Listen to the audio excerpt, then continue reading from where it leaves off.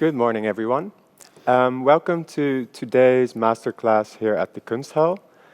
We are here on the occasion of Youthquake, the exhibition that's currently on show at the Kunsthal. Unfortunately, Youthquake has not been open to the public yet, but hopefully that will change very soon. With me here today is Bas Kosters, one of the designers featured in the Youthquake exhibition. Bas is, I can say, I think, one of the most outspoken and, in his own eclectic way, one of the most consistent designers in Dutch fashion. More than a fashion designer, however, Bas is an all-round artist, an illustrator, a painter, a sculptor. I think the list goes on, right? Bas graduated in 2003, if I'm correct, from Artes. Kind of, yes. Yeah, am I correct? And showed his work in Amsterdam and London, among others. He gained notoriety, or maybe I should say fame, through winning several awards, exhibiting in several places, working on collaborations with several big brands. Before I go into conversation with Bas, a little introduction of myself. My name is Leendert Sonnevelt. I'm a stylist and writer. My work is rooted in youth culture. That's probably why I'm here today. And I'm especially interested in the intersections of various disciplines. So the places, the spaces, the people where fashion, music, nightlife, youth culture come together. On the screen today, you are seeing a random overview of the work of Bas Kosters, but perhaps it's better to say that you are seeing a glimpse of the world of Bas Kosters, because I think when we talk of your work, I think we can also talk about a world. Mm-hmm. Bas, let's go. Yes, let's go. Let's do it. Yeah. Yes. How are you doing today? I'm very excited to be here and very thankful and also very happy. Mm-hmm. Yeah.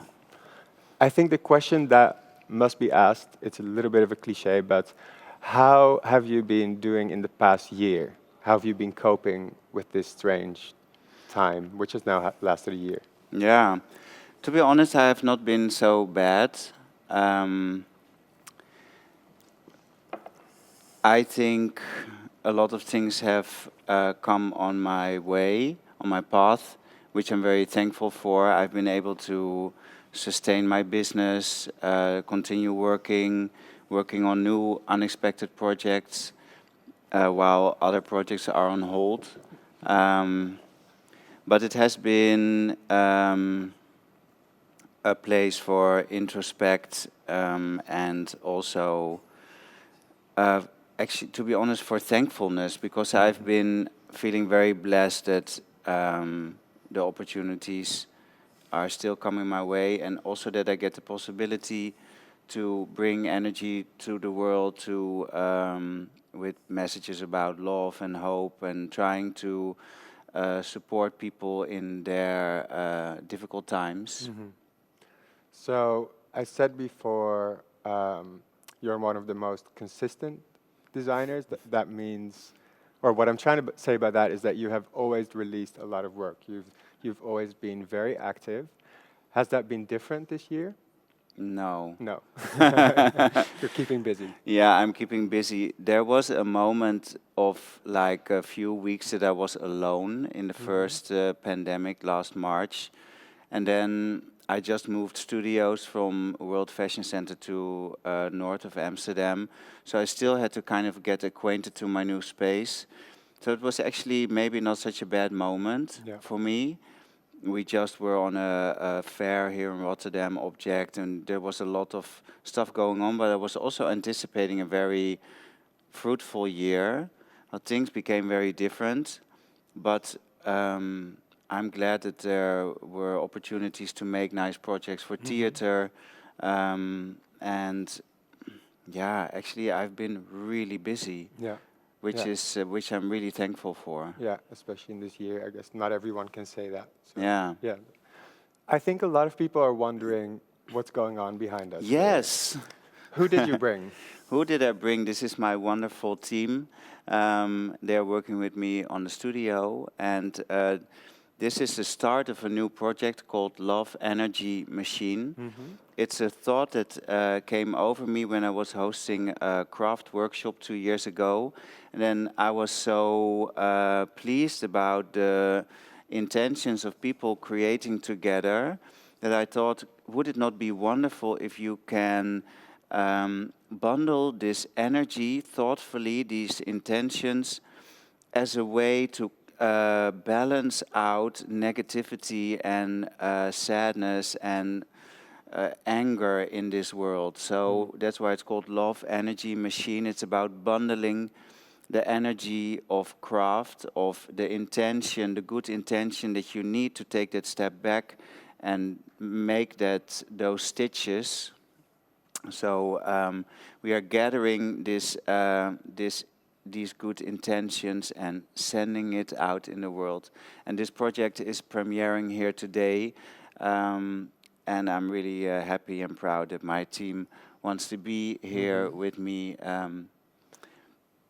putting this energy out there. And what exactly is everyone doing? Well, my first intention was to create a big textile piece on which people can work together.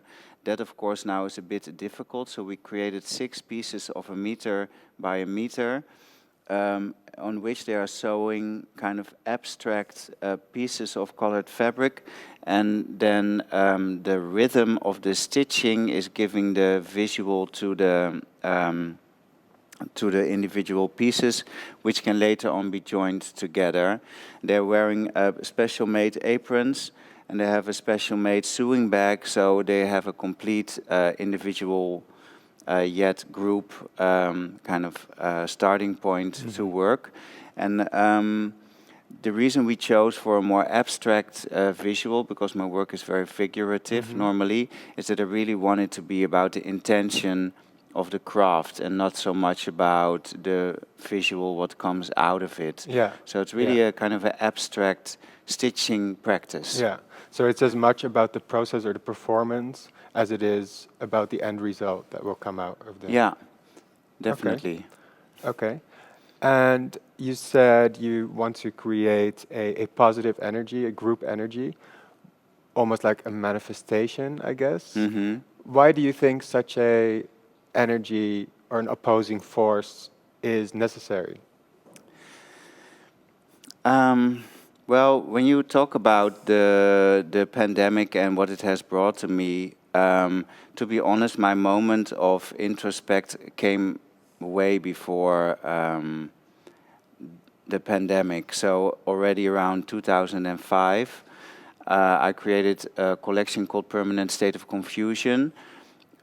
It was about me getting into a much more conscious space, conscious era of my life, which raises a lot of questions and becomes a state of questioning.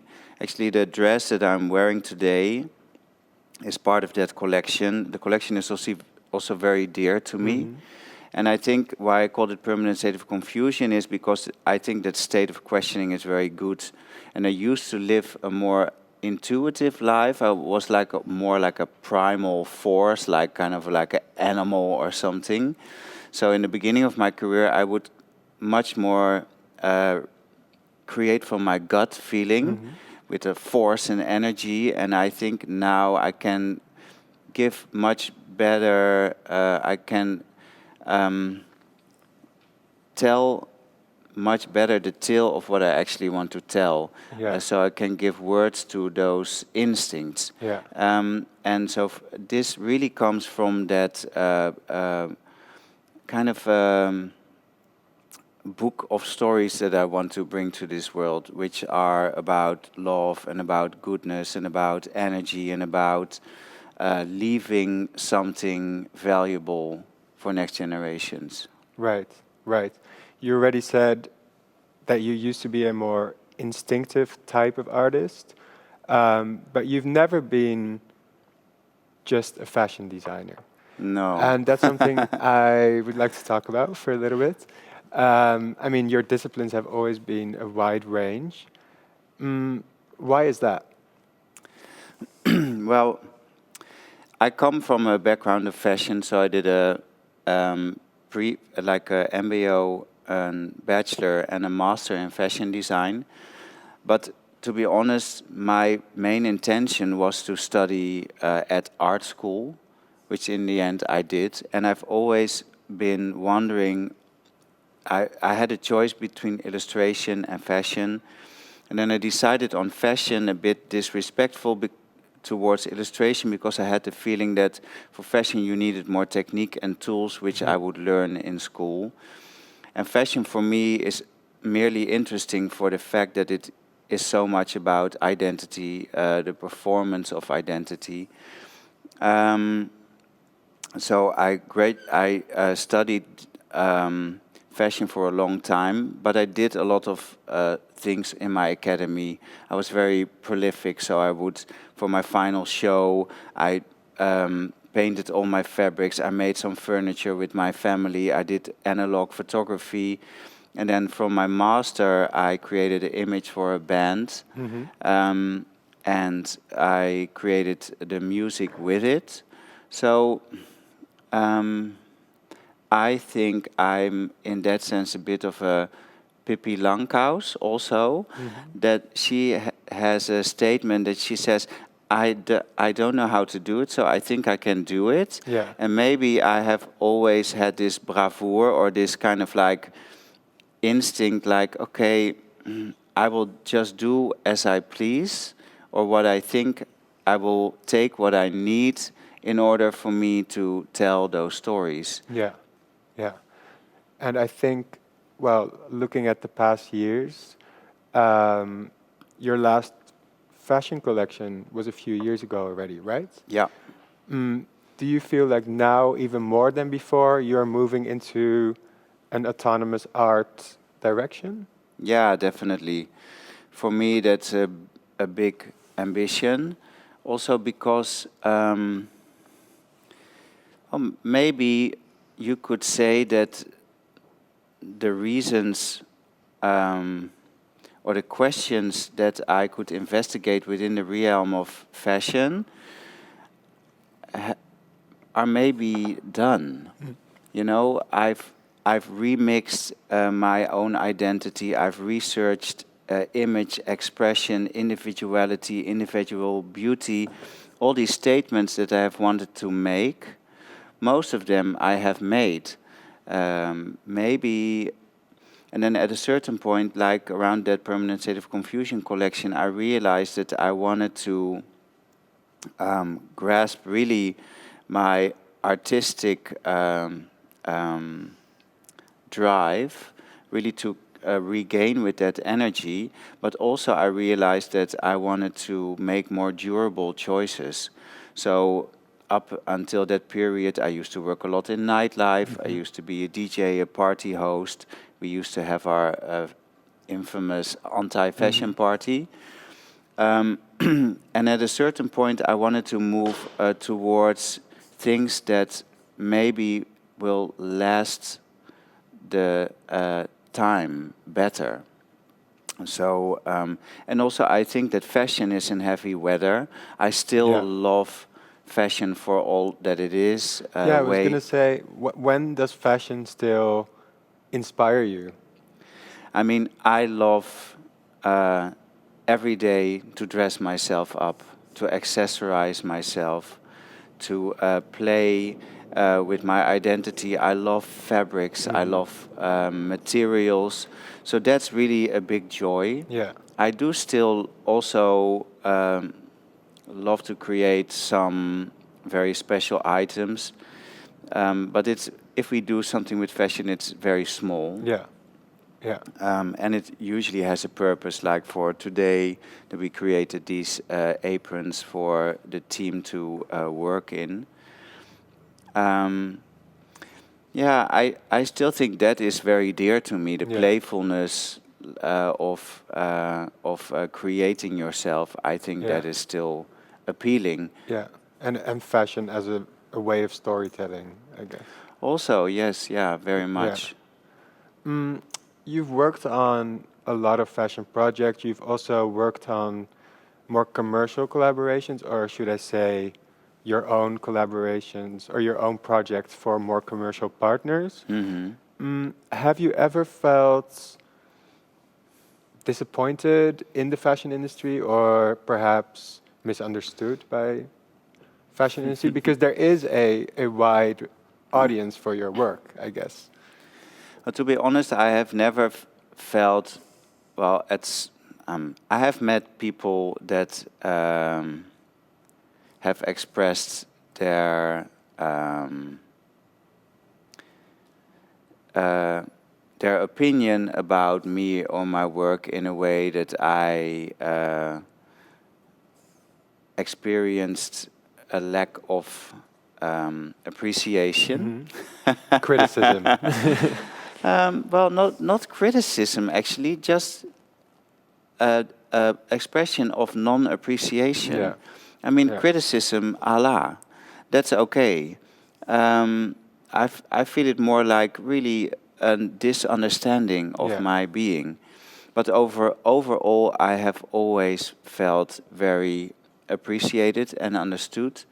And also, if you look at all these commercial collaborations, for example, with Bugaboo, Zeeman, Weekamp, Heineken, I think I have always felt very much embraced in everything that I am, and that I could be everything that I wanted to be and more. So in that sense, the fashion industry has not been a disappointment. And I also think that in general, we should be much more proud of our Dutch fashion heritage.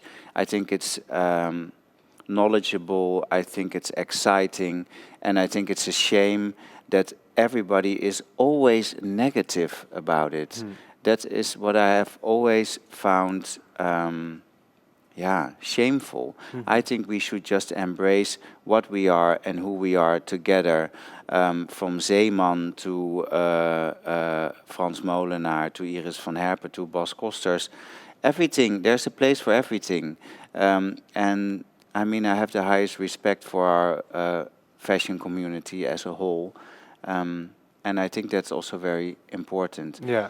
But what I do think is disappointing in fashion in general is that it's getting fast food for consumers instead of what it should truly be about. Yeah.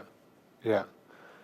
When you said I have respect for the Dutch, or we should respect our Dutch fashion culture more, that reminded me of an article, I think it was maybe Georgette Koning who once wrote about, who described your work, or actually your dicks, like your statements, as gezellig. Yeah. And then when you were just talking about Dutch fashion, I wondered, do you consider a part of your work specifically Dutch? Well, I'm ambivalent about that because I'm proud to be me, and I'm also proud to be Dutch, but I also feel a citizen of this world. So, that's a bit complicated. To be honest, I think if you look at what the general perspective of Dutch fashion is, I think there's different storylines. In a few I will fit, and in a few I will not fit. So I think you mentioned that I graduated from Artes, which is a half truth, because I graduated from Aki, which was then not yet part of the Artes family. And then I graduated from the fashion master, which was then not completely taken in by Artes yet. So, and then I did a MBO in Arnhem. So there's a lot of people that think I come from Artes, but I don't come from there, and I chose to not go there because I think that one of the stories about Dutch fashion is that it's very conceptual, but I don't really think that my work is that conceptual. But I think there's also a stream within the Dutch fashion that's in a way so individual, extravagant, personal, and I do definitely think I'm a part of that, because I think, it just depends on your point of view. Yeah. But you would say your work is more personal than it is conceptual. Yeah, I guess so. Yeah. Can you explain why? Um, well, if I would describe myself who I am, it's about emotion. It's about output. It's about active approach. It's about dynamics. It's about communication. And I think if you think about conceptual fashion, you probably kind of get into a sphere that a building is translated into a feeling, which is translated into a pattern, which is translated maybe into a very weird kind of dress.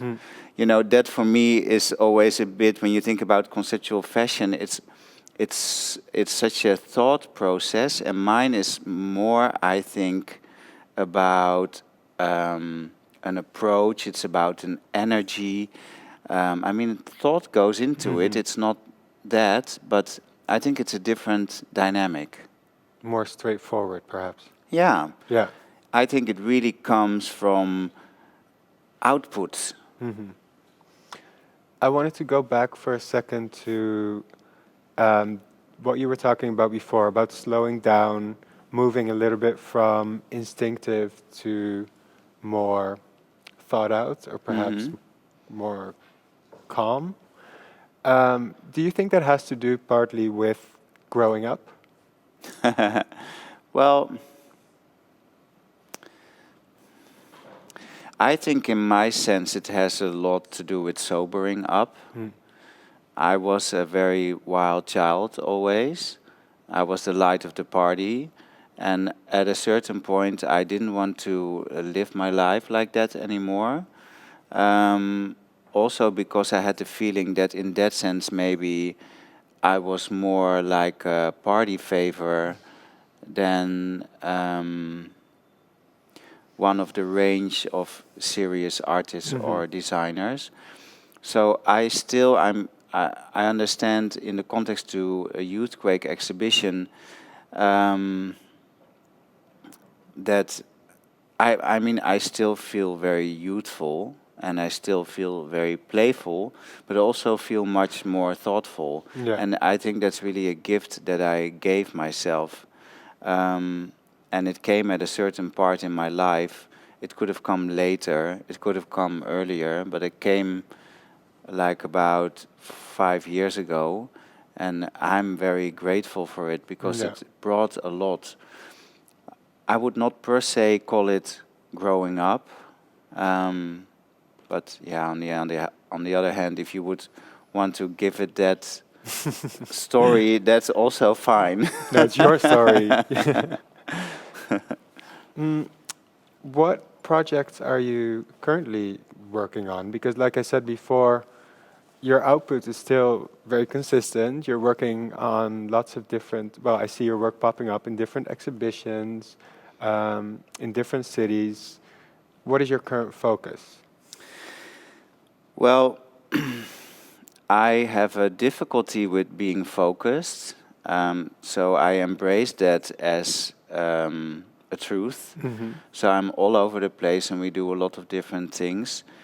I'm very happy with a project that's now currently not on display. Well, it's on display, but it's not viewable at Amsterdam Museum. It's exhibition called Refresh, and I made an installation called Save Me. And in this installation, I try to portray a traffic cone in very many different ways. And in doing so, I investigate my big attraction to lifeless objects. I'm a big collector. They give me a safe feeling, a safe surrounding. So it's an investigation about personality, about value, and it's a very interesting project to me. in one way, we portrayed myself as a traffic cone. So that's one of my artist transformations. But we also made a mold and had 13 glass pylons. We had them blown in the Glass Museum in Leerdam, which is a very weird contradiction because a traffic cone normally is indestructible. You run it over and it goes back up, while these won't. So it's also very much an investigation about value, about how you value objects. And then we made 4 tapestries also with collages, did like textile collage of analog photography, which is kind of like a side project. And then there's like a few snippets, like a few kind of spots of other analog projects kind of flowing into those tapestries. So one of them is a self-portrait project for which I have a Instagram account called Close Up Project. And it's a project that I've been doing for 20 years. So, yeah. And so all these things together, so you're talking about the cones, glass, textile, collage, they all form one installation, right? Yes. At the museum. So I feel like there are several elements in this installation that are important to what you're doing at the moment. And well, let's start with one of them. It's the textile, which you've been working on for a number of years, right? Why, like, what fascinates you about textile specifically, and what specific value does it have, or can it transfer? Well, it is funny that there are things in your life that are so unexplainable, and one of them is this love for textile. I mean, I can go back, and I know that when I was a baby, I had a really nice blanket with a really cute print of houses and bushes and trees, which I loved, and I think I cuddled it to death. And then I know that I would play with my aunt's glittery scarves that would smell of opium perfume of Yves Saint Laurent.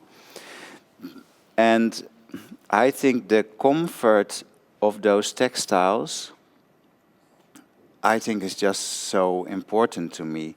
And I also, when I would be, for example, on my grandmother's attic, and she would have a suitcase in the attic with a half-finished sewing project, and she would have a cabinet with old yarns and like sewing materials. Somehow it was always had like some kind of attraction to me. So when in 2015 I wanted to think about making more projects that were more,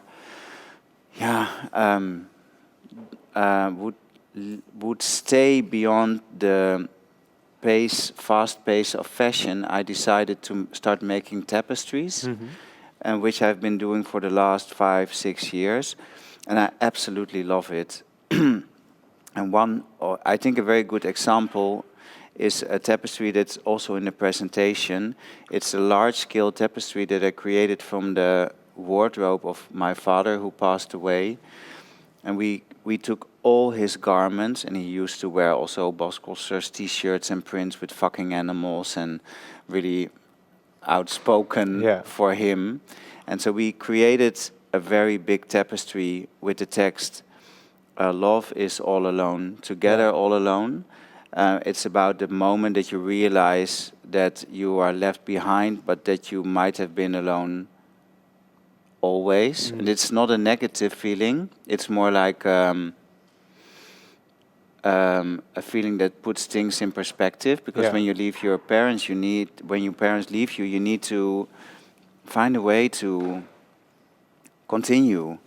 And then that big piece, also has a coat in which you can lie, or which can embrace you. I think that sums up perfectly how fabric can be so personal. Yeah. And that is Yeah. truly what I think textile is for me. Yeah, it's almost like it provides a material to a feeling, perhaps of safety or shelter, Definitely, that you yes. can find comfort in. Yeah, and um, um, in my world also, like the materials that we chose today for these pieces of sewing base are recycled cotton flags, which I really love because they're usually kind of dirty, and I collect them everywhere. And I'm really like a collector of all these fabrics, so I take them from everywhere when I travel. And then I think to me they are really a language that I can use to speak.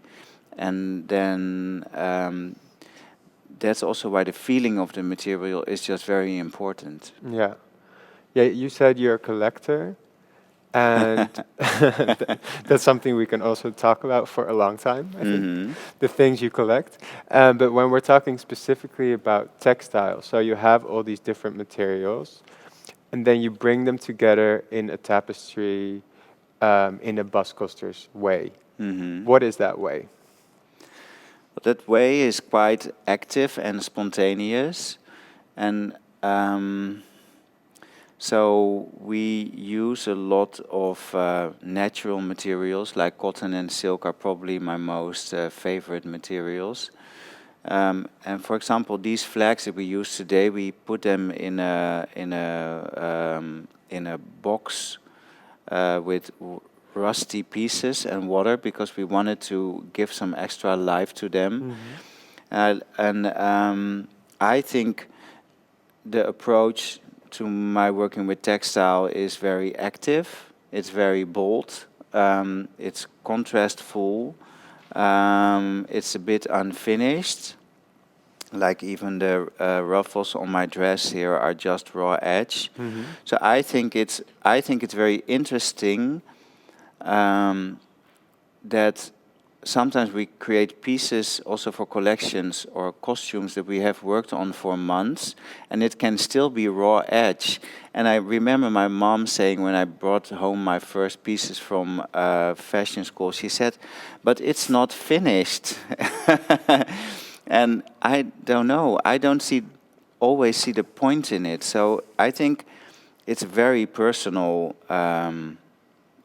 way of finding out where to give refinement and where to give power. So, and I think maybe even that contrast. I mean, these pieces that they're working on today, they're not finished. They don't No. have a seam, but they are putting in a lot of effort to make a really nice rhythm of stitches. I think that's very much on my approach Yeah. to working with Yeah. the materials. Yeah. And your tapestries also contain text, right? Sometimes, Sometimes. yes. Maybe this text thing is something to talk about also in a more general sense, because throughout your work over the years, there's always been statements. Yeah. And sometimes those statements are very loud and in your face, Hmm. and sometimes there's no words at all. Hmm. So I was wondering, when do you choose to go for a statement, and when is it a no-go? Well, I mean, in that sense, still the work is very intuitive. That usually I make work quite quickly. Sometimes I can just have a thought and then make a sketch and then make the works. Like last year, I came on my studio. It was still very much lockdown. I was there alone. And then there was this whole situation with the racism protests, and then I made 4 really rough sketches saying revolt, disgust, choke, shock, and help. Mm-hmm. They were really rough sketches, and then I had my assistant put them into textile. And then, yeah, it was clear that the message needed to be there. And I mean, I think in general my work is all about communication in a sense. That was also what I initially attracted me to doing fashion, is that it's about the communication of dress. And also, I just love visual communication. I love kitsch, I love archetypes, I love visual merchandising. So I use all these kind of languages and I constantly remix it, and then sometimes something soft comes out and sometimes something pretty hard comes out. Like with these tapestries that I made in America, they are in collage style and they're like ultra visual. You couldn't get more specific like that. And then still it is also hand embroidered, so it also has like intimate starting point. So even when there is loud statements, there's also a certain sense of refinement, for instance, in the embroidery. Well, I like being loud in my work, but it's almost never just for the sake of being loud. I think I used to think myself also that there was kind of like the loud boss and like the intimate boss, but I realized that these are not, they're the same person, and that everything that I do comes from a place of love and good intentions. So you don't separate them as much now? No, I stopped doing that. Something you told me earlier, before this conversation, is that you spent some time in Japan. In 2020, I think it was? 2019. Can you tell me a little bit about the residency that you did there, and perhaps what you took home from that residency? That was a really fascinating thing. So in 2018, I got awarded the Prins Bernhard Culture Fund Fashion Stipend, which was just so special because it gave me the opportunity to invest in myself, take a step back, and I did so. I took a half year off, and I decided to do 2 residencies abroad, and one of them was in Tokyo. It was not an official residency, but I just rented a room and I went there to stay in the city, get inspired. I decided to do a project about loneliness because I realized that even in my being so connected to the world, I can also sometimes feel alone. Mm-hmm. And then sometimes even so that I think that I sometimes prefer to feel lonely over feeling connected. So it's almost like a self-chosen kind of emotion, which I also recognize maybe a bit with my parents, for example. So I found it fascinating to, ever since I've studied on the master, I had people around me, I had people helping, and I was always working, which I loved. But it was really nice to just have a moment for myself and to get to know myself a bit better. And also because you get so stuck in your systems, you go to your studio every day, you have the same setup, you're doing the same things. And then I found it totally refreshing to finally, because it was a long standing wish, to be my autonomous self abroad and to seek in or to take in all these perspectives. Just a new way of being yourself. So work-wise, I guess in a way it was almost like a sabbatical, like taking or moving away from your work. Yeah, but But you also created work. Yeah. Right? I have a tendency to still do a lot. So these 2.5 months that I was in Japan, I was very busy. Because I first did an exhibition with existing work that we shipped to Japan with a befriended artist. Sebastian Masuda, and then I created gallery show at the end of my stay, and that gallery show, all that work I have created there. And it was very interesting, but I still, like, for example, also had some costumes sewn by a Japanese fashion student, because I'm not the best pattern maker or seamstress. It's not really of my interest. So you work together with people there as Yeah, well. so in the end, I still also did a bit what I would do here, is gather people around me, make connections. So old habits die hard, but I did a lot there. Yeah, I made a lot of drawings and textiles and kind of a performance costume. You mentioned before how Japanese culture, in general, perhaps has more respect for objects or materials, collectibles. Why do you relate to that so much? Yeah, that is something that is also difficult to explain. You could also almost see it as an illness, because it is also it's also An addiction. Yeah, it's an addiction, and it's also a lot of ballast. You know, it's a lot of stuff I have. In that sense, it was refreshing to be somewhere else with only 2 suitcases. And of course, I bought a lot of stuff there in Japan also. And later, when I was in LA, I did the same. I don't know, I just love the comfort and the excitement also of the search, of the having stuff, obtaining them.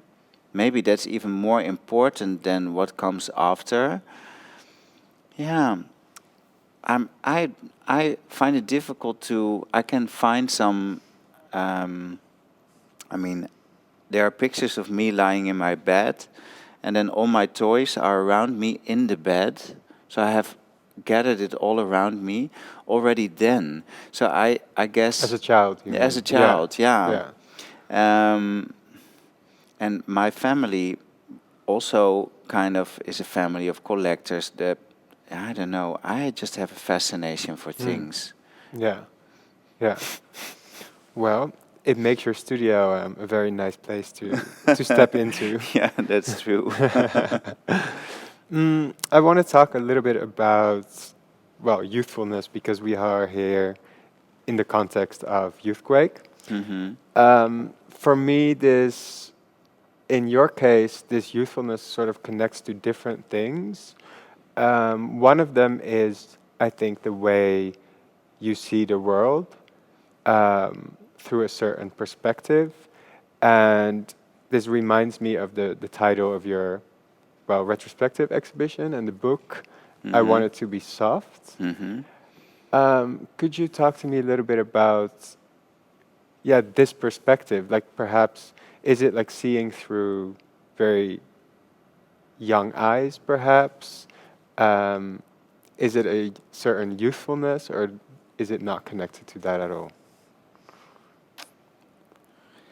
Well, on one hand, you could say that I'm a bit naive, maybe, or that I choose to be a bit naive, and that I try to keep out the big, bad, evil worlds, forces, people. So, I mean, so you could call it youthful, or you could call it a lot of different things. You could also call me kind of like a turtle or something that's trying to keep in the safety of that shell.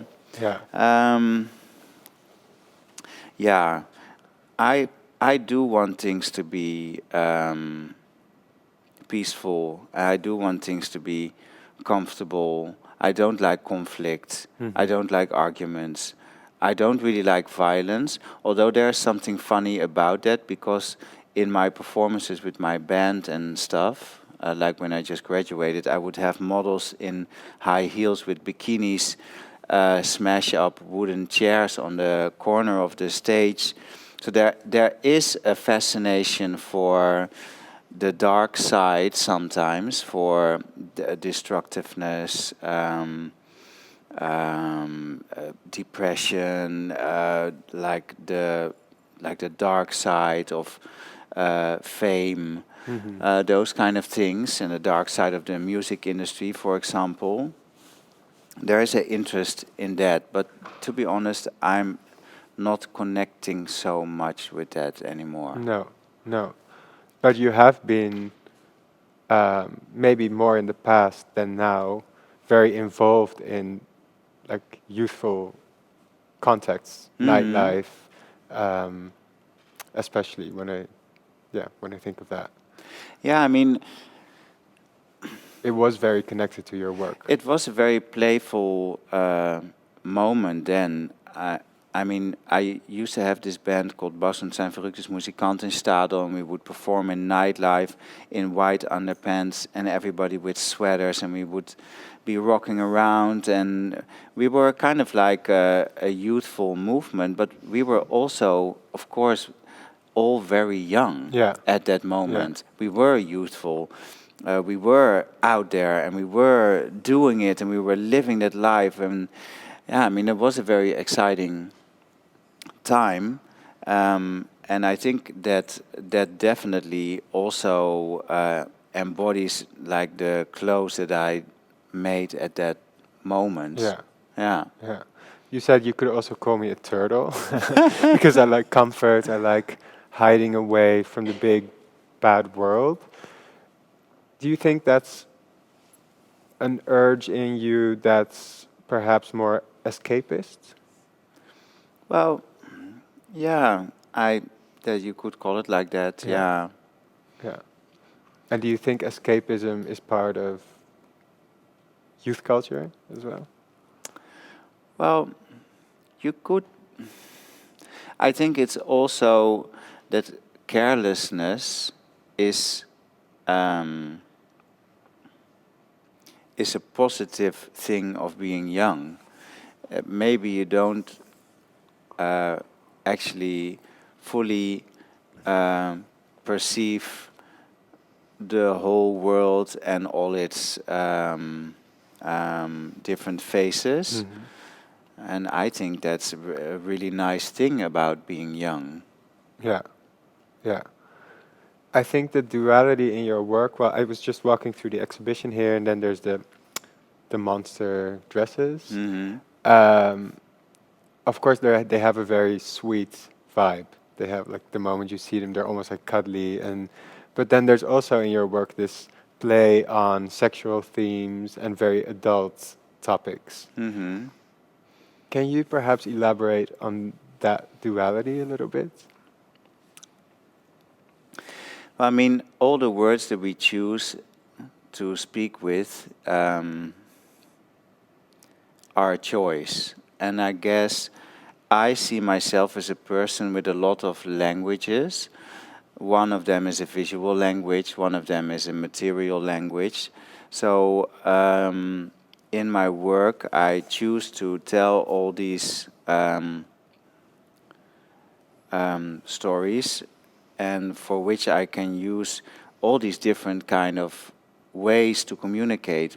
Sometimes I make choices in material that communicate, and sometimes I make choices in texts or in visual. And for example, you will have seen as a viewer a screen full of penises. The iconic, the OG Bas Kosters penis print, which I actually made for a collection that puts the in ugly, and was the starting point of that collection was why it is so important that everything and everybody is beautiful, and that there is a charm in so many different things. So to use a photographic print of penises can come from wanting to discuss something that is, in a sense, very serious.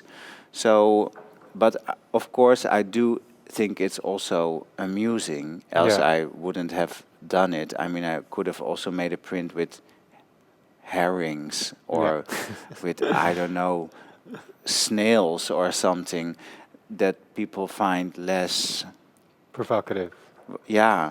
But I mean, I think it's also, in a sense, I can come across quite serious, and to me it's also serious business, but it's also playful and it's also humorous, and I still am amused also about people encountering that penis print and really don't know what they're looking at, and if they realize, I mean, it's also good to be a bit playful Yeah. and fun. Yeah. So from your youthfulness, I mean, the one thing that's definitely still there is that your world is a big playground. Hmm. Um, I'm going to be honest with you, when I encountered your work the first time, this was around the time of Anti-Fashion Hmm. Party. I didn't immediately see all those layers that I then found throughout the years when I saw more and more of your work. Do you think people sometimes miss the layers or the stories beneath the big, loud textures or the colorful expressions? Well, probably some people do. And to be honest, when you first encountered the work, I think it would have been um, less layered Yeah. than it is now. So the work has grown and grown up in that sense with me, but it still has the same intentions. Um, I mean, I think overall I'm taking myself also a lot more serious. Yeah. So maybe there's more space for people to also take it more Yeah. serious. Yeah. Yeah. And I mean, you can't be liked and appreciated by everybody. No, but I'm not necessarily talking about being liked, but more about the dialogue with your audience, I guess. Hmm. Yeah, well, sometimes I do think that the visual identity of the work can stand in the way um, of what I want to bring across. So, you know, it is funny. I was in the train here, and then the conductor said, "Carnival is over." Ah, So, yeah. I mean, there's always misperception Yeah. about the colorfulness and the playfulness and the loudness of um, the work. Um, yeah, and maybe that's okay. Yeah. I mean, I would not really know what to make if I would want to. Then my work in the end would maybe be about aesthetics or something, and that's not my intention. Hmm. You've always been among people a lot, I think. I mean, you were always, especially in the earlier days when you were such an active role, you had such an active role also in nightlife and with these performances and stuff. There was always groups of people around you. Is that still the same? Um, well, I mean, Because you have a very singular vision, but there was always almost like a little Bas army. Kosters army around you. Yeah, I mean, I used to love that, and I think that was a great energy. I think the studio and my being still have an attraction to people who want to be a part of it, who want to come and take a look, want to experience what we're doing, want to feel the energy. Um, yeah, I mean, it has changed. Maybe the focus has shifted, but we're still here Yeah. today with a group of people doing things, and I'm glad that still people find their way to the studio and want to link to that energy. And maybe, yeah, I mean, it's a different energy now, so it's also Yeah. logical that the outcome might be a bit different. But I used to love that kind of whoa, energy of being out and about with all those people. And yeah, I always feel blessed for everybody who has believed and wanted to participate in that dream or that book of stories that I want to create. Yeah. Yeah, so I'm very thankful for that. And that group of people is still here. Yes. There's one big project that sort of relates to that collectible thing that you have, and I think it's been on the screen a few times, is the portraits of Michael Jackson. Yes. When I visited your studio, one of the first things I noticed was these little booklets, I think it was, with photos of him. And then later you told me about, well, that you're working on portraits of him, paintings, right? Yes. Yeah. Can you tell me about it? Yeah, well, that kind of was, it's an interesting project. Actually, the project in itself, so the drawing process is finished. The project is called 100 MJ, and I started it in 2018, and I finished it in 2019, and I took it to Japan, and I exhibited it there as a part of an exhibition called My International Face. The project started when my brother sent me posts, and it was a little sticker book from Michael Jackson, and I put it on my desk, which is my space where I collect all my stuff that's incoming and outcoming. And at a certain point, by kind of urge or intuition, I redraw Michael Jackson's portrait on a page of an old children's book, and then I put non-judgmental the text really, really bad on the side, as I just put texts there in drawings many times. And then I was actually quite fascinated about that portrait, and then for some reason I decided to research, redevelop, or further develop that project. And then I decided also to challenge myself to create 100 portraits, because I make often a series of drawings, and there'll be 10 or 15, but that's kind of the max of where I will go. So I kind of set my goal for myself, and then my friend Mark, who I work a lot with, who sometimes is snooping around here taking pictures, he gave me a very cute baby book from the 1950s with beautiful old paper, with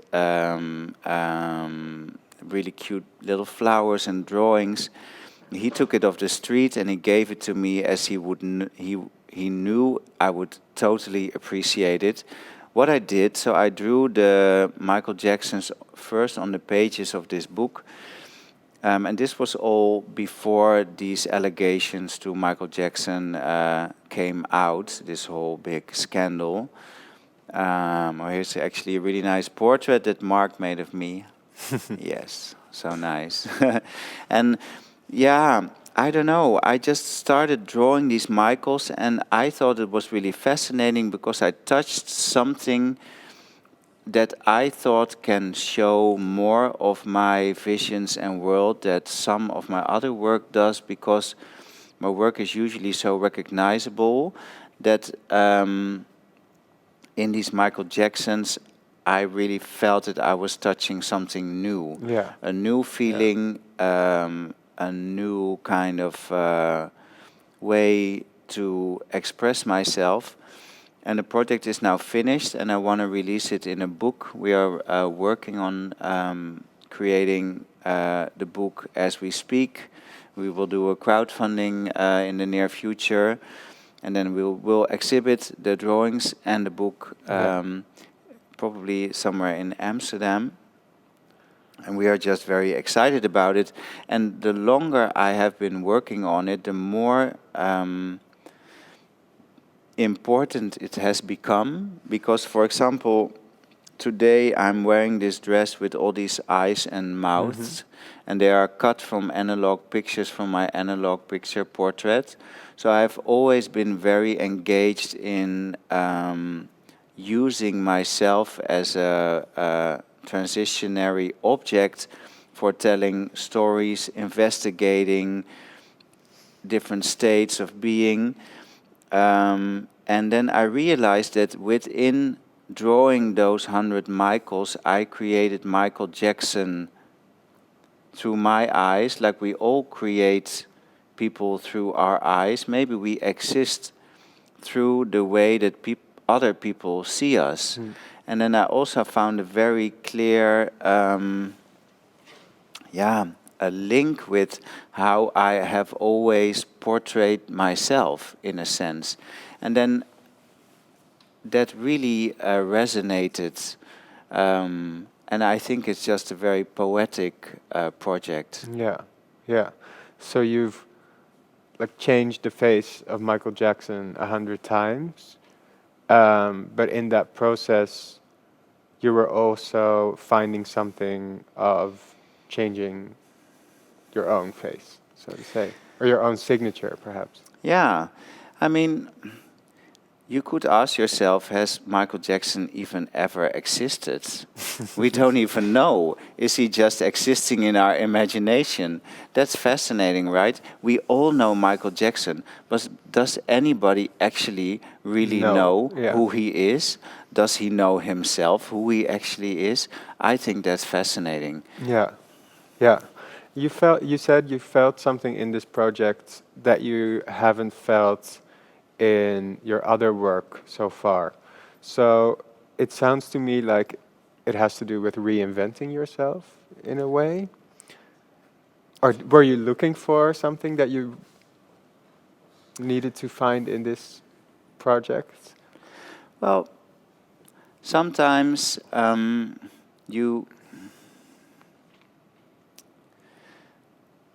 I think we discussed it also when we were talking in our talk about this, that your question about do you always feel taken serious, or do you think that people always see the depth of your being and of your work?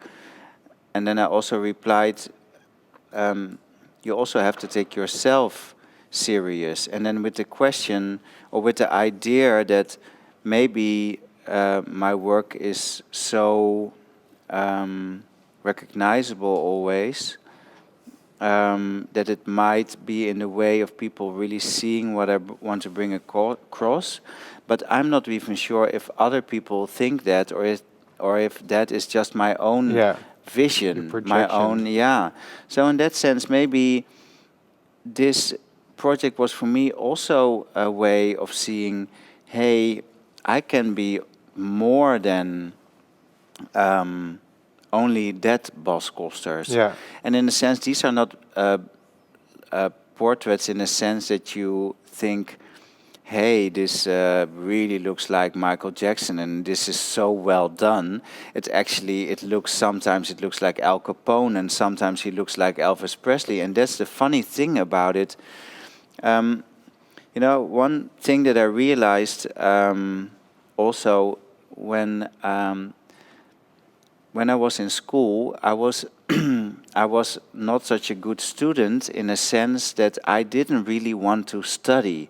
I just wanted to do my thing. I just wanted to work for my energy. And now I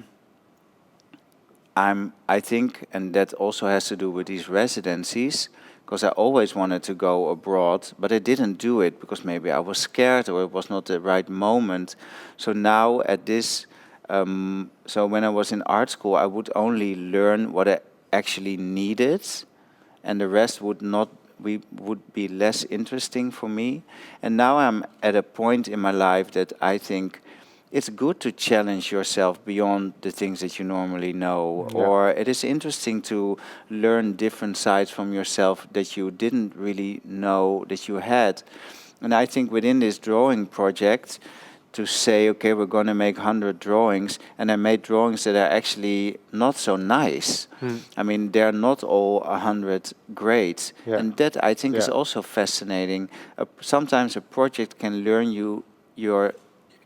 really teach you new perspectives. Yeah. And in that sense, it's again about the process and the personal exercise in it Yeah, as much as the end result. Yeah, this was really, I mean, I love the drawings. I'm really fond of them. Yeah. But it was very much about being in that process of making. Yeah. I mean, you've always been drawing, and I think that's one of my favorite parts of your work. What is it about drawing? Because it's like a very personal, and it comes across as a very like a freehand type of thing that you do. What is it about drawing that keeps attracting you? Well, I'm very happy to have been doing those residencies and to have had a lot of time to draw, because I realize now when you're running a business and you're working with a team, it doesn't always allow you. I have a bigger wish to draw than the time. I spend more time wishing to draw than actually drawing, which is totally stupid actually. But I think if you talk about a personal expression, and I see myself as an artist, I have always seen myself as an artist, and like you would say that a painter has a brush, kind of a brush stroke and toets, I think that for me is very alive and very important. And then I think in that drawing, you really, really get to know me. It's just so direct. It's just flowing out of me. Yeah. And it doesn't always work. Not always all drawings are good. But I do think it's the closest you can get to my personal creation. Your mind. Yeah. Your creative mind. Yeah. Yeah. Because it's such a quick medium. Yeah. Yeah. Huh. I would like to talk about your own role in your work for a little bit. Because when you were talking about the project at the Amsterdam Museum, where you turned yourself into this traffic cone. Well, there was a number of cones, and then there's a little frame with a picture of you as this cone. I mean, you've done this more often, right, throughout the years, like used yourself as a part of your art. Yeah. Why is that exactly, and why does it keep coming back also now that you're developing or perhaps moving more into an art space rather than fashion? Yeah, it is just a very fascinating thing on which I can tell a lot of loose thoughts. I mean, you could call it vain that I'm so fascinated with myself, although I'm at the same time very insecure. So on one hand, maybe it's creating everything that you are not. But on the other hand, it's also using the body or the appearance as a tool to tell stories, as a transformative tool. I mean, I chose to also look and be like this today. I could have also chose to look a different way. Yeah. So it's also a big play. It's also a way of testing how communication between people goes. So there's a lot of different layers of interest, of passion that come together within those artist transformations. And when I was in art school, when I was 16, the reason in the end why I think I wanted to go to fashion school is because I was really interested in music and image, and how you can create image, to be somebody, to be somebody else maybe, or to be your ultimate self. And I think that was instinctively a very big and important drive. Yeah. to start working with myself. And then in art school, I started investigating, for example, with photography, how my own personal expression would link to my work and the expression of my work. And I think I have always kind of stayed to investigate those two things. Not a very clear answer has come out also. I No. think they are very linked because my work is me and I am my work. But it can also be so much more. And actually, I think a very beautiful, so I think at a certain point I kind of realized that it's an official thing, these transformations. It's a pattern that Yeah. keeps repeating. Yeah, but also it's more than just a pattern. It's something official that I'm doing. Yeah. It's an artist transformation. It's me transforming into something else to bring across a story that I want to tell. And actually, one of the best transformations, I guess, was for a permanent state of confusion, where I transformed myself into a mindfulness guru. And in that collection, I've tried to visualize my own quest, also into transforming myself in somebody who can help you go through a quest like I was going through. So it was kind of like my true self and my performative self were kind of walking along, Yeah. creating this transformation. There's a beautiful video of it on my YouTube channel, on which I turn myself into a blank canvas and then turn myself into this mindfulness guru, which on one hand is humorous, but on the other hand is also totally sincere. Yeah. And then I think in that moment I was also looking back to all those years of creation with that collection.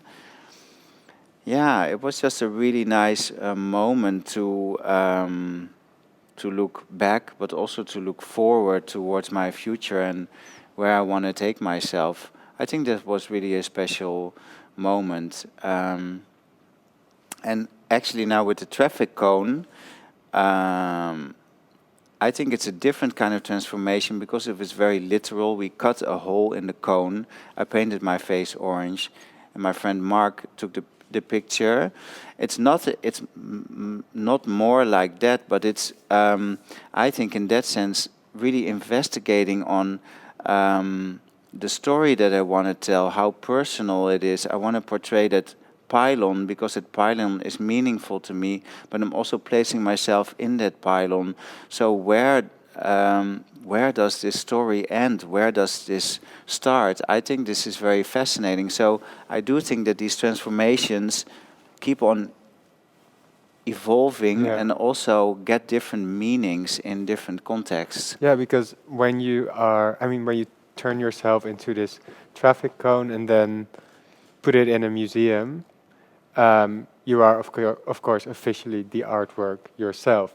But you also said earlier when I asked you when does fashion still inspire you, you said, I love getting dressed in the morning. And so is there really a distinction between you in daily life or when you officially transform yourself into something else as part of your, more institutional work or your presented work?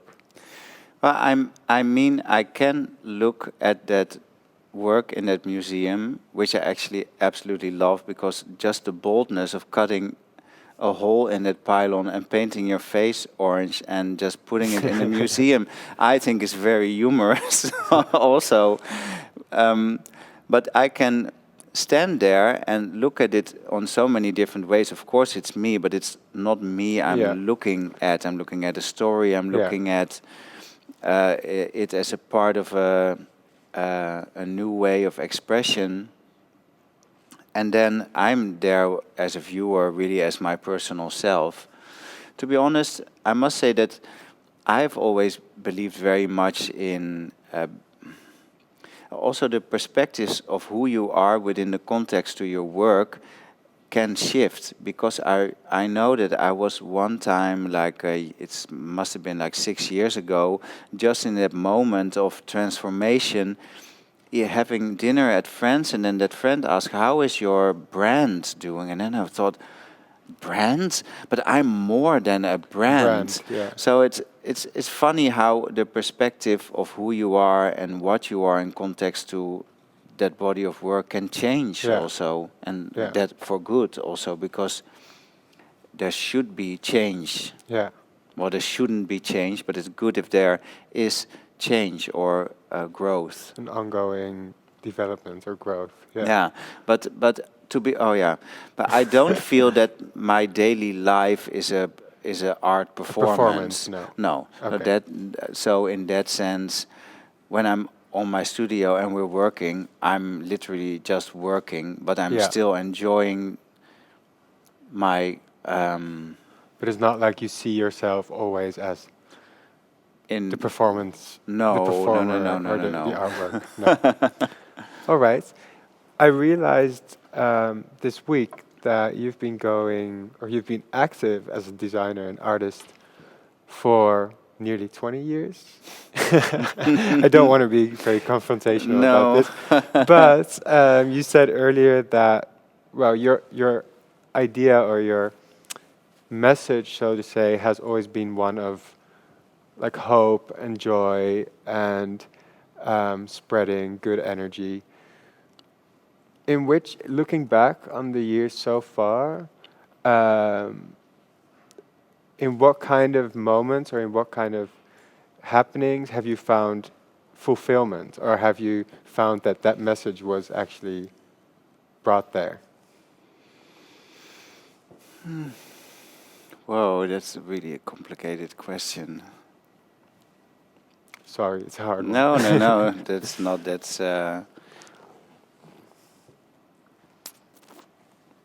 I mean, this is something that really goes like this. I mean, I have done great projects in which I think my creative message has come to a beautiful fulfillment. But for example, if we look at the collection Dear Sir, Madam, Hope, that collection I made as a response to my parents passing away in 2015 and 16, and really having a hard time to digest. So that collection, Dear Sir, Madam, Hope, was really about my true intention, about my true question to the universe: will I ever feel better again? Is there hope for me to get to a better state? So it was a very personal starting point, of which I thought it was good through my practice to see if I could find an answer. And in doing so, hopefully creating space for people to because the funny thing is, when I spoke about this project and with a friend, and she said hope is ridiculous, it doesn't exist, and then I thought, fuck it, I want it to exist. Yeah. I need this right now. I need to know that there's hope for me. Yeah. And then I mean, I think that Hope Project just turned out so iconic and so mind-blowing cool, with so many different creative outputs on what hope could be, humorous, but also full intent, with videos, a catwalk show, spoken word performance. I think it was a really awesome project, and in the end I do believe that it actually brought a lot of good to other people, and but that was more like, so it's funny how my personal quests can lead to wanting to give that gift to other people also. Yeah.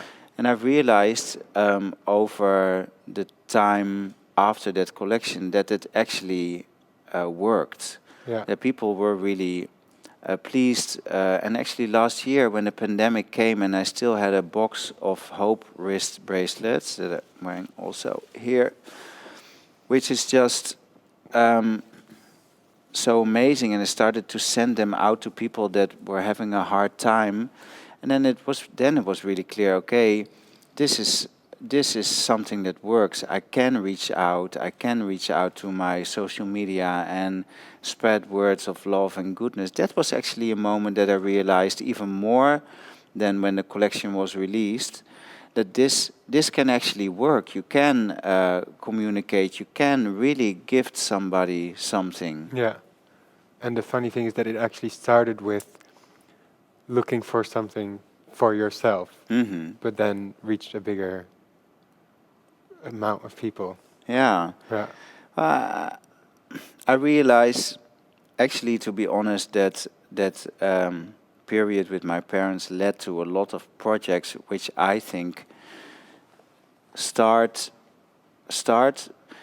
I think when you have an ambition to do something with a feeling that personal, and you're trying to place it out there, that moment is just so vulnerable. Like, for example, I made a project called Tranen zijn de glitters van het leven. Tears are the glitters of life. It's 4 crying portraits. And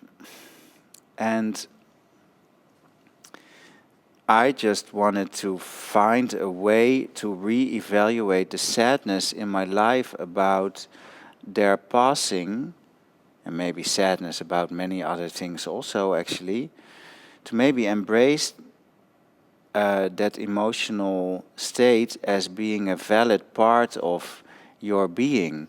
So my parents are not here anymore. I cannot only have good memories about them, I'm feeling a lot of sadness. Maybe that sadness is a part of who they are now in my life. And then I realize when I'm working on these projects that they are be so heartwarming, and they can be so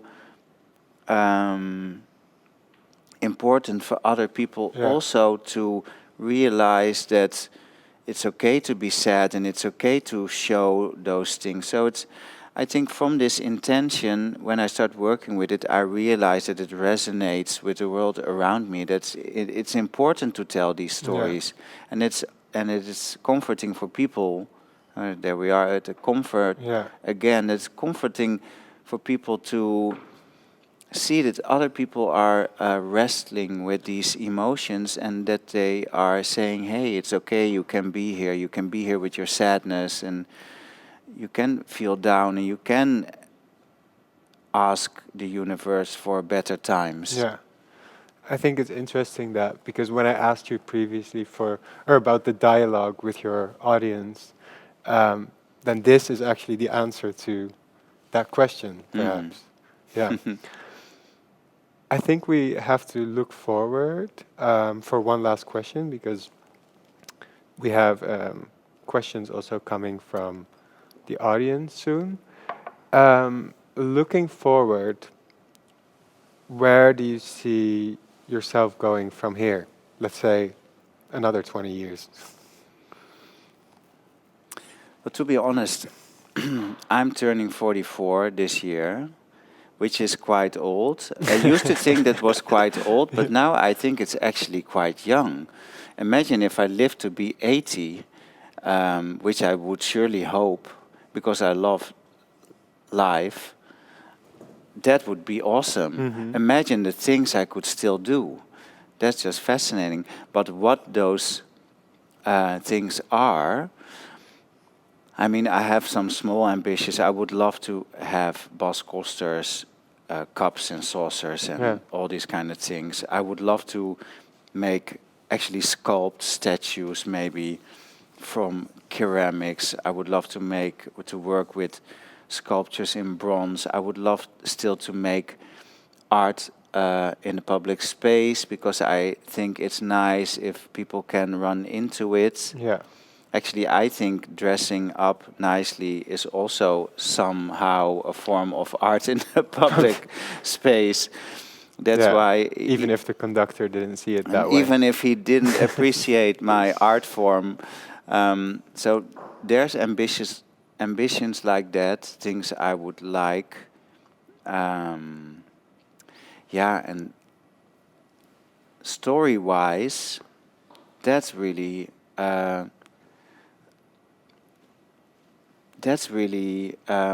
unclear yet. Yeah. I actually posted a painting today, which might be more relevant now than when I actually made it. It's called The Artist's Muse, and it's an installation from my I Want It to Be Soft exhibition. And it was an installation. It's also in the PowerPoint presentation. It's a installation of a fireplace with pink oil paintings and pink glass objects, and it's about fluid sexuality. So it's about the heteronormative gaze of the male artist and the female muse.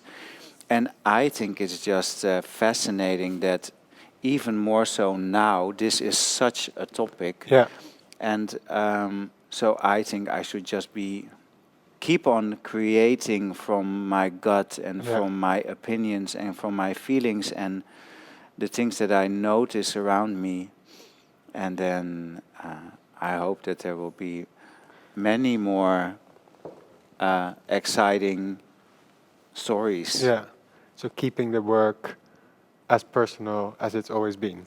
I guess that's very important. Yeah. Yes. All right. All right. Shall we move on to some questions from the audience? Yes. We have a first one here up on the screen from Dinfi, and she's asking, how do you make sure you stay inspired and keep creating work that is really your own? Yeah. We did touch on it a little bit, Yeah, I think. but for me it is not difficult to stay inspired, because there's always too many ideas to actually create almost. And yeah, to keep inspired, I do what I like best. So I go to antique markets, to flea markets, I go to museums, I read books, I go to the thrift store. I'm always looking for visual inspiration. But in the end, my own stories and opinions are always in the lead. So I hope that these won't dry up, Yeah. or at least that I don't, that the feeling to express them doesn't dry up. Mm-hmm. But I guess it will. But not. when we were just talking about the next 20 or 40 years, it still felt like you still have a lot of stories to tell. Yeah, probably Yeah. I will. But what I can say is that that moment of that collection, Permanent State of Confusion, because I did a while a ready to wear collection, and I wanted to maybe try a bit more to fit in some systems. And when I decided to really go back to my internal drive, like my motor almost, like to embrace that energy, that really set course to where I am now. So if I would give Dimfi, was it right? Yeah. Advice is just try to stay as close to your intentions as possible. All right. All right. A question from Mel is, how do you deal with uncertainties and doubts about your work or about yourself as an artist?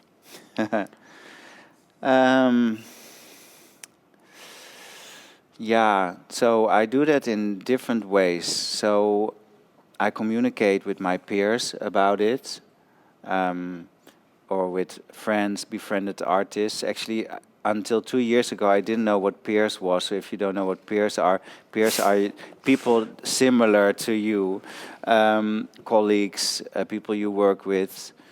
So, I mean, I always used to have a mentor, and I also have people that I can just talk to if I'm unsure about the choices that I have to make, and it could be business-wise, it could be about execution. So I think it's good to be open about your insecurities and to let them be there and to embrace them also as part of your process. Because if you would not be, I mean, I can also be very enthusiastic and also very sure of what I do. Yeah. So it's really kind of a mix of emotions. And I think as long as you perceive them and not let them get the best of you, then I think you're in a good way. Yeah. So, but you're saying it is important to have a group of people that you can share those feelings with. Well, for me that works. I mean, if you are in art school, you have this group of people. You have your teachers.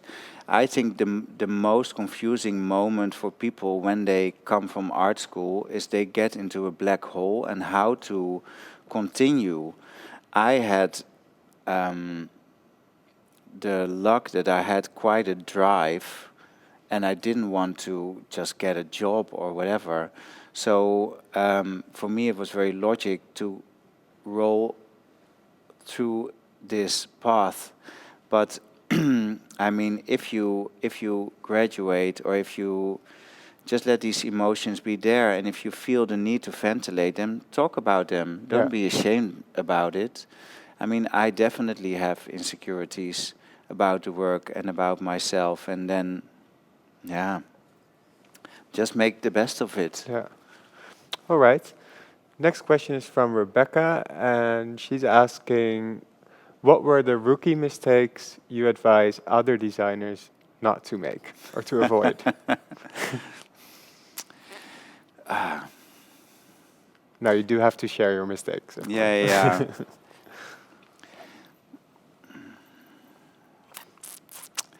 Well, I mean, I think it is very personal. Like, I did an internship in Paris when I was in a master's, and I was in love for the first time a week before I went to Paris, and then my boyfriend came to Paris to visit me, and then I went home with him to the Netherlands. And I said to Hubert Barrère, like a corset maker, I said, Hubert, I'm sorry. I'm in love. I'm going. And I mean, this is not something I would advise anybody, but I did it, and I can't regret it, because regrets are useless. You can't change things that happened. Would I have done it differently now? Yes, probably. But I think it is most important to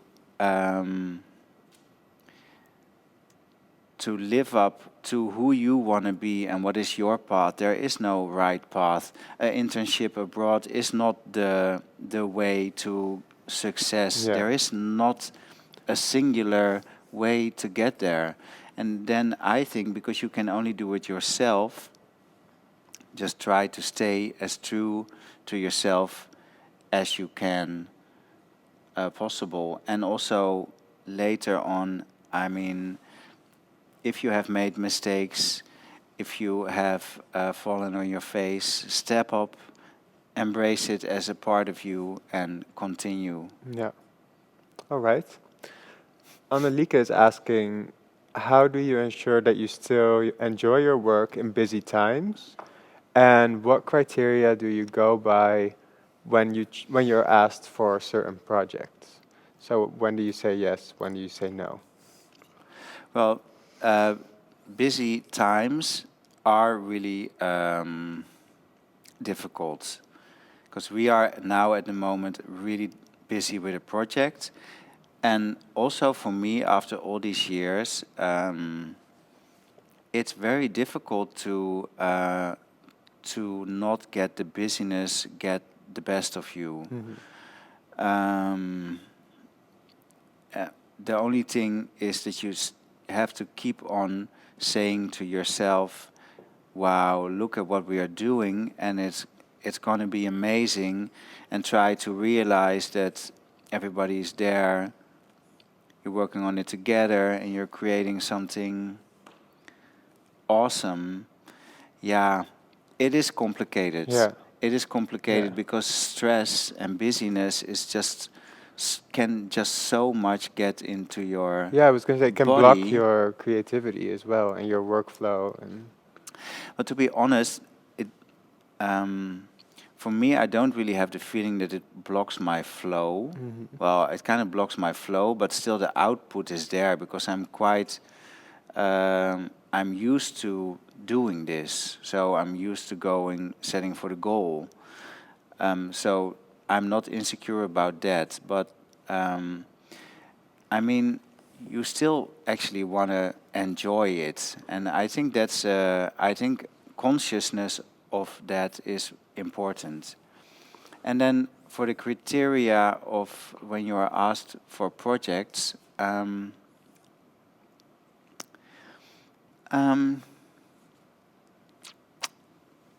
I think this is a question that a lot of young creative people can struggle with. yeah, I can imagine. It's a complicated answer, in the sense that I take on or say no to projects for different reasons. I will say no if it is not in sync with what I as a person or I as a company stand for.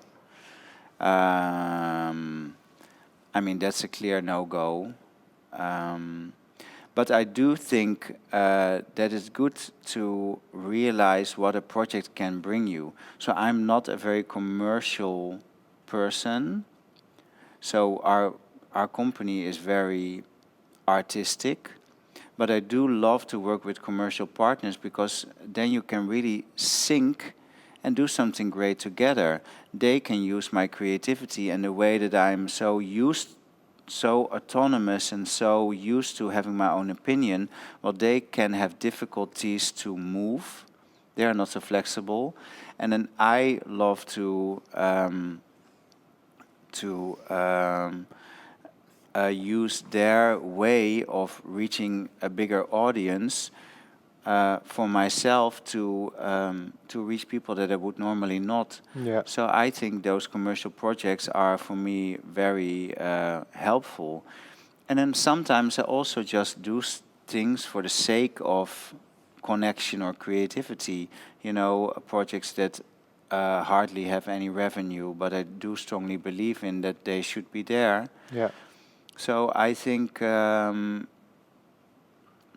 you can always think about how a project can help you further. And sometimes it's very direct because it's money in the bank. Sometimes it's less direct, then it's karma, Yeah. or even helping somebody else, which is a karma thing in a sense also.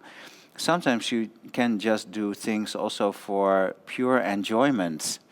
That's also good. Yeah. Yeah. All right. The next question is from Ilse, and she's asking, I wonder what the perspective of Bas is on beauty. What is beauty to you?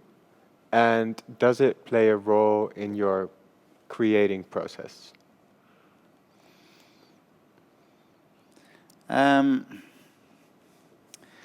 I do think that I love to push the boundaries of what beauty and aesthetics are.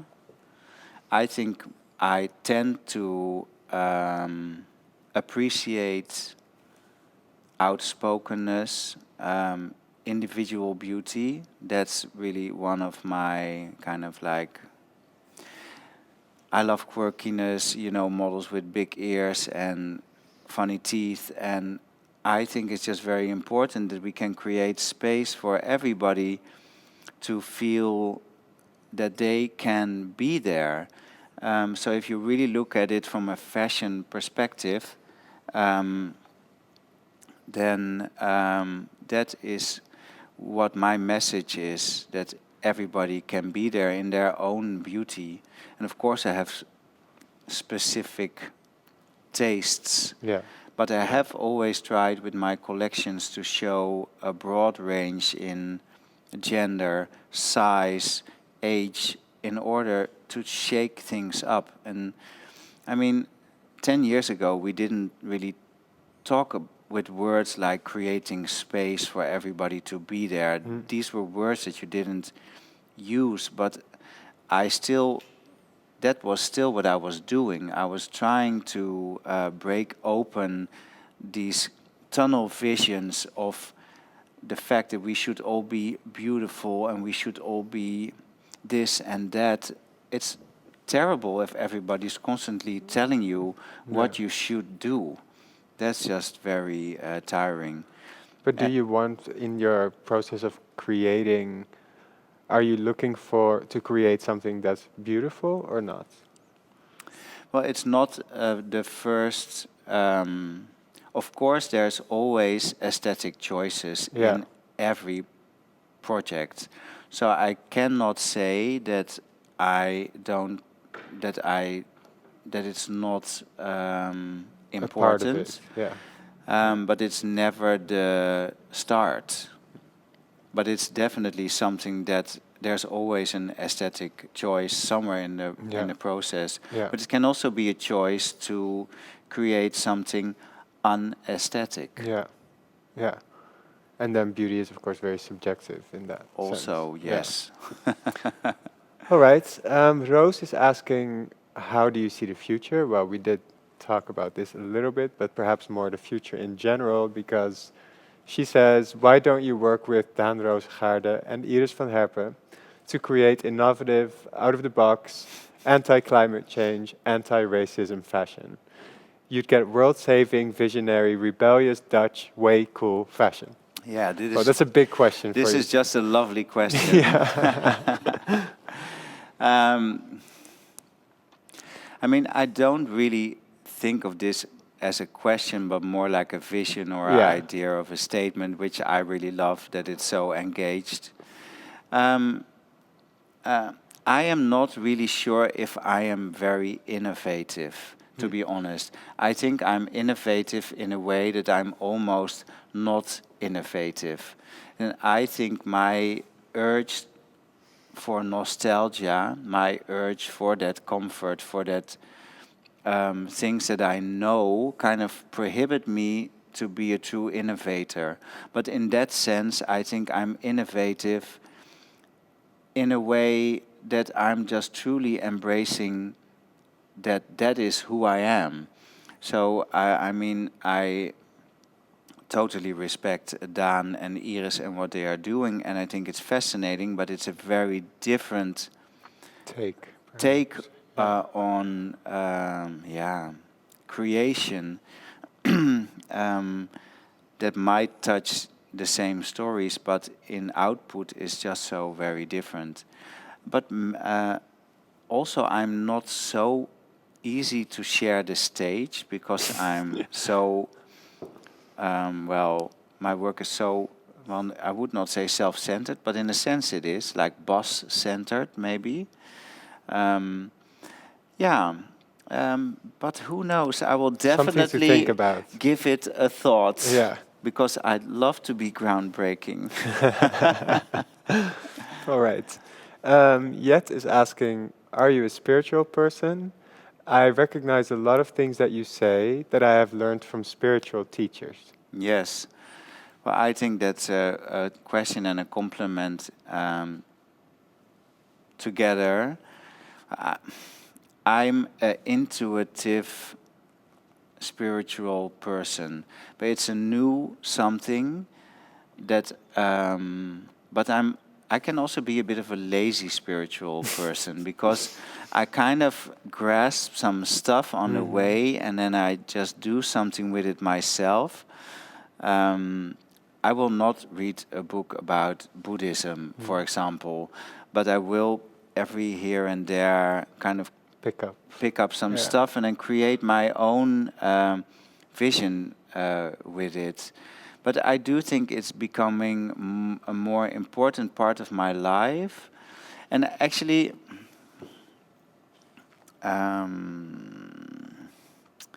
to be honest, I was at Vortex Healer 2 years ago. That's somebody that aligns your energies. It's something that I wanted to try. And then in a dialogue with her, I asked her this question or we were discussing that I want to embrace my spirituality, but I'm not always sure why or how. And then she pointed out that that my spirituality might well be in my creation. So it's not so directly like believing in something, but it's believing in how knowledge, creation can be transcending energy, messages, feelings. And I think that, in a sense, is a spiritual practice. So that, to me, was very heartwarming, to be honest. That was really a gift. Yeah. Because I don't believe, like, when I was younger, I would almost call myself like anti-religion, for example. But I do like to believe that there is more than what we know or what we see.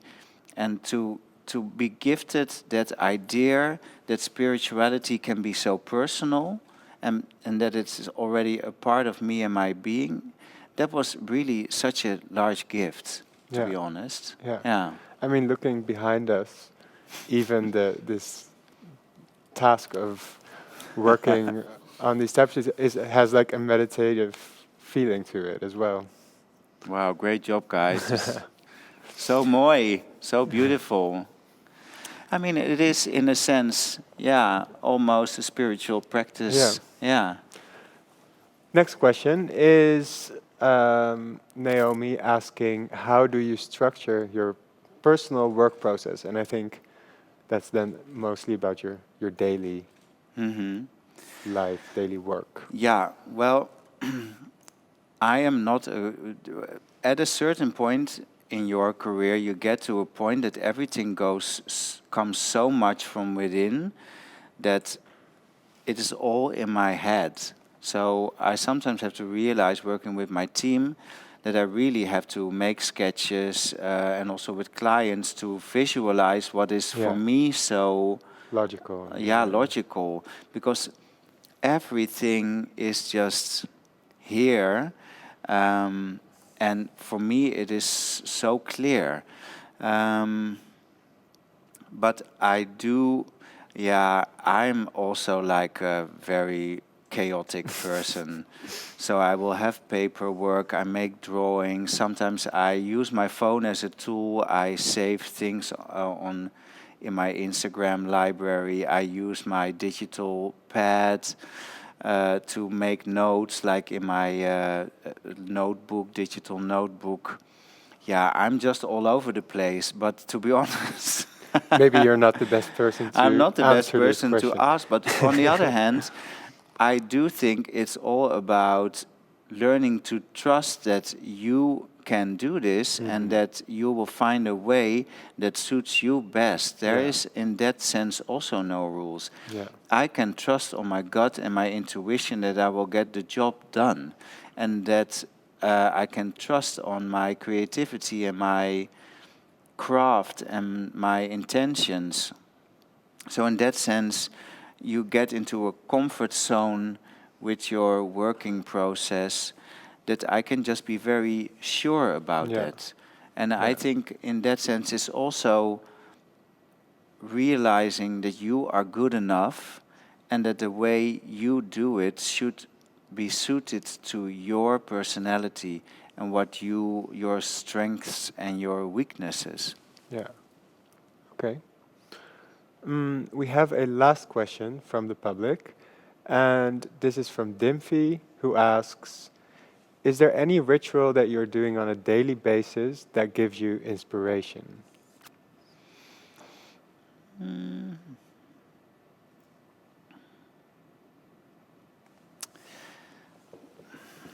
Well, that's just living your life, basically, because it's so much about the things that I encounter and that I find that all these things that I was speaking about, being on the hunt for treasures, dressing myself in the morning, picking my accessories, this kind of exercise of being Bas Kosters is for me the ritual Yeah.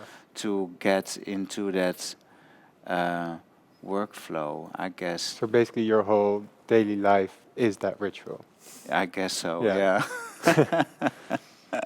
All right. That was the last question.